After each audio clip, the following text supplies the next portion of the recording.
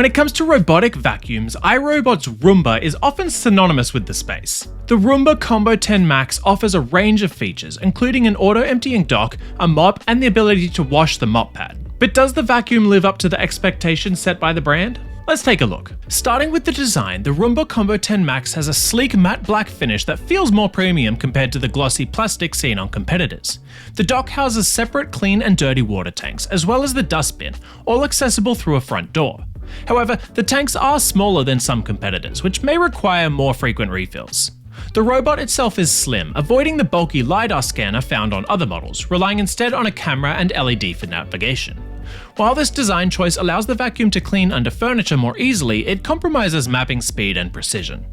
Speaking of mapping, the Combo 10 Max performs sluggishly, taking noticeably longer to map my space compared to LiDAR-based models. It also struggled with obstacles, occasionally running into furniture at full speed. Once the map was complete, the app provided excellent options for customization, such as keep-out zones and favorite routines. The app itself is a highlight, intuitive and informative, consolidating everything from battery life to water levels into one screen. Integration with Google Assistant, Alexa, and Siri shortcuts is available, though limited to basic commands. Onto performance. As a vacuum, the Combo 10 Max is serviceable but falls short of competitors in its price range. While it handled small debris on hard floors reasonably well, it struggled with larger items like cereal, sometimes flinging them rather than collecting them. Pet hair also proved challenging, with frequent clogs requiring manual cleaning. Carpet performance was even less impressive, with the vacuum failing to pick up embedded dirt effectively. Noise was another issue. It's significantly louder than many modern robotic vacuums, making it less suitable for use while you're at home. Mopping performance was similarly mixed. For routine maintenance mopping, it does the job fine.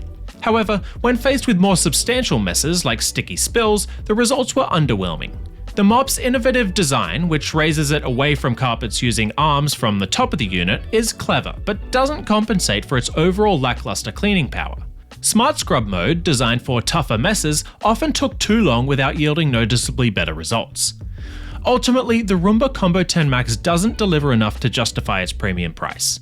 While the app and mopping system are commendable, its vacuuming performance, clunky navigation, and slow mapping fall behind competitors like the Shark Power Detect 2-in-1 or Roborock Curevo Curve.